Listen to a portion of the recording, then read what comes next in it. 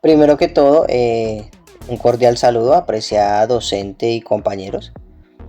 Me presento, mi nombre es Emanuel Ricardo Castillo, tengo 35 años y por medio de este video trataremos de dar solución a la actividad número 5 correspondiente a la asignatura Escuelas Psicológicas y Cognitivas.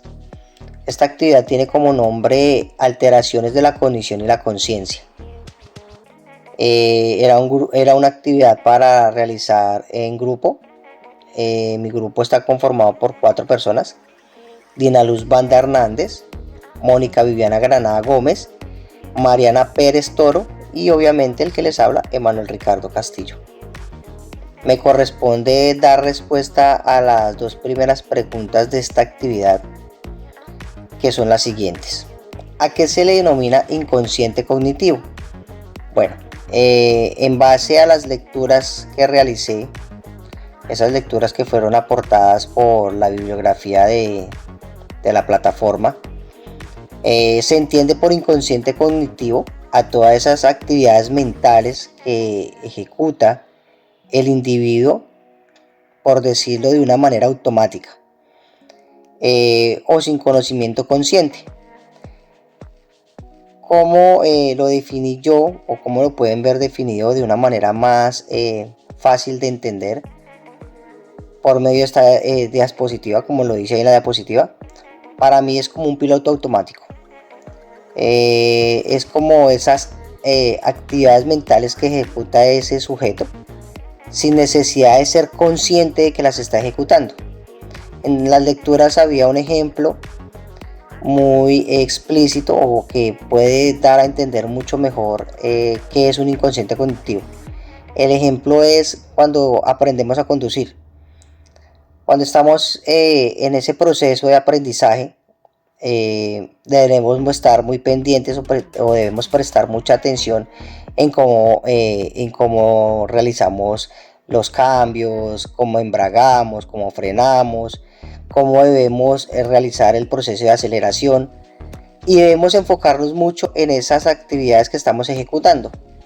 A medida que pasa el tiempo y practicamos o realizamos más frecuentes esas actividades, ya nuestra mente las ejecuta de una manera más automática y muchas veces no somos conscientes de que las estamos ejecutando. Eso es un gran ejemplo para dar a conocer qué es un inconsciente cognitivo. La segunda pregunta que me corresponde es: ¿qué es la negligencia atencional y qué tipos existen?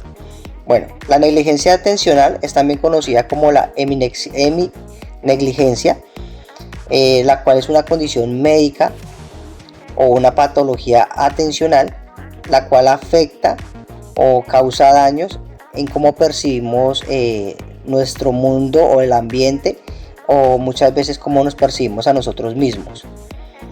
Esta patología o esta condición médica afecta de manera visual, auditiva o sensorial, y existen 2 tipos de esta patología, que se llama la heminegligencia espacial, la cual hace énfasis en ese daño o en esa falencia que tiene el individuo de cómo percibe el ambiente o el mundo que lo rodea, esa parte externa del individuo. Podemos ver en las imágenes que les estamos compartiendo aquí en la diapositiva como un reloj que no se percibe de una manera correcta como normalmente lo percibe el individuo, que es bien el circulito, bien distribuido el 1, el 2, el 3 en toda la circunferencia, sino que se ve una distribución muy rara. Y la segunda tipo de esta patología es la heminegligencia personal. Esta condición ya es algo más de cómo nos percibimos en nuestro propio cuerpo. Un médico da un ejemplo de esta patología, la cual manifiesta que en un momento un paciente que padece de esta patología despierta y se percata o percibe que hay una pierna al lado de su cama. Él en su alteración coge la pierna y la arroja, pero en el momento de arrojar la pierna se cae de la cama, pues no se da cuenta de que es su misma pierna. Entonces, independientemente de su raciocinio muy normal, por esta patología él no percibe sus mismas partes del cuerpo y por eso o por ende es una patología atencional. No percibimos o no le prestamos atención a nuestro cuerpo ni al mundo que nos rodea. No es más para dar respuestas a otras dos preguntas, y doy continuidad o doy paso a mis compañeras para que continúen con la actividad. Muchas gracias. Hola, mi nombre es Mariana Pérez y a continuación voy a exponer la siguiente pregunta. ¿Qué es el aprendizaje inconsciente y qué evidencia hay a su favor? Bueno, el aprendizaje inconsciente se refiere a la adquisición de conocimientos y habilidades, como su palabra mismo lo dice, es algo inconsciente del aprendizaje que obtenemos. Aquí voy a dar algunos ejemplos, como lo son adquirir experiencias a través de determinaciones o ámbitos o conductas voluntarias, como lo son el caminar, relacionarnos con las personas, bañarnos, ducharnos, y entre muchos ejemplos. Un ejemplo muy relevante a ello es cuando alguna persona no es capaz de responderle a las demás personas ni responder con sus actividades comunes. Bueno, y hay dos tipos de inconsciente y consciente. Como yo vengo explicando el tema de inconsciente, voy a dar algunos ejemplos y características que desarrollan este tema. Lo inconsciente es cuando es ser emocional, tomamos acciones involuntarias, acciones y hábitos que no son correspondientes a nuestra vida, a nuestros pensamientos. Bueno, y a continuación voy a dar algunas características, por decirlo así, que deja a favor este aprendizaje inconsciente. Entonces es emocional, se deja llevar por gustos, deseos. Otras se encarga de los sentimientos, se encarga de ejecutar acciones fisiológicas como respirar, dormir, sentarnos. Mi nombre es Dina Luz Banda Hernández y vengo a exponerles sobre qué es la memoria inconsciente y qué evidencias hay a su favor. La memoria inconsciente se refiere a recuerdos que no son accesibles a la conciencia, pero influyen en pensamientos, emociones y comportamientos. Evidencia a favor. Amnesia infantil. No recordamos nuestros primeros años, pero estas experiencias influyen en nuestra personalidad. Amnesia traumática. Eventos traumáticos pueden ser olvidados conscientemente, pero manifestarse en síntomas físicos y emocionales. Condicionamiento.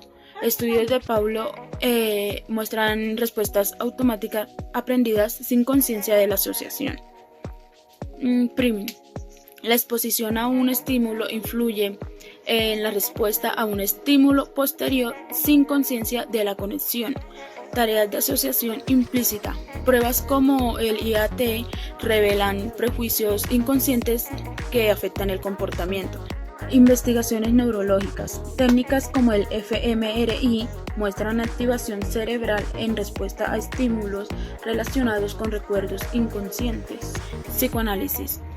Freud sugirió que los recuerdos reprimidos influyen en el comportamiento, una idea que sigue siendo relevante. Ejemplos: reacciones automáticas, responder con miedo en situaciones que recuerdan un trauma pasado, preferencias y aversión, sentir atracción o repulsión hacia ciertos lugares o personas sin razón aparente. Esto nos deja como conclusión que la memoria inconsciente influye significativamente en nuestra vida, respaldada por diversas áreas de la psicología y la neurociencia. Muchas gracias. Hola, mi nombre es Mónica Viviana Granada. Les voy a hablar sobre las disociaciones presentes en un síndrome neuropsicológico que afectan la percepción o la atención. Una disociación neuropsicológica ocurre cuando una función cognitiva se ve afectada mientras que otra permanece relativamente intacta. Estas funciones son independientes y están sustentadas por diferentes redes neuronales. La identificación de disociaciones neuropsicológicas es fundamental para a.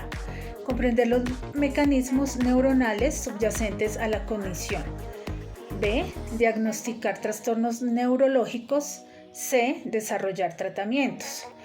En un síndrome neuropsicológico, las disociaciones que afectan la percepción o la atención pueden variar dependiendo de la condición específica. 1. Disociación perceptual o agnosia visual. La agnosia visual es una disociación en la percepción donde el individuo tiene dificultades para reconocer o identificar objetos, a pesar de tener una visión normal.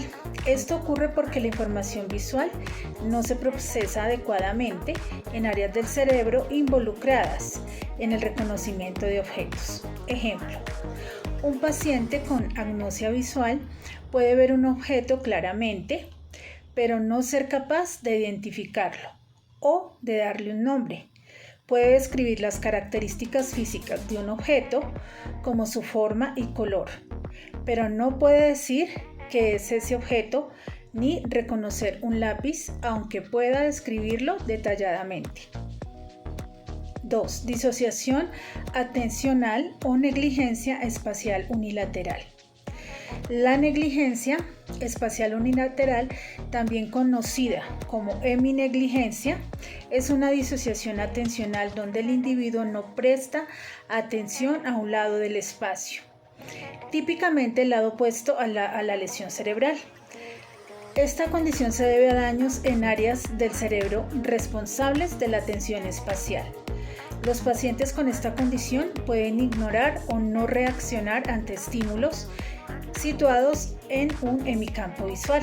Ejemplo, un paciente con negligencia espacial unilateral puede comer solo la mitad de su plato de comida, ignorando los alimentos en el lado opuesto del plato, o puede no notar objetos o personas situados a un lado de su campo visual.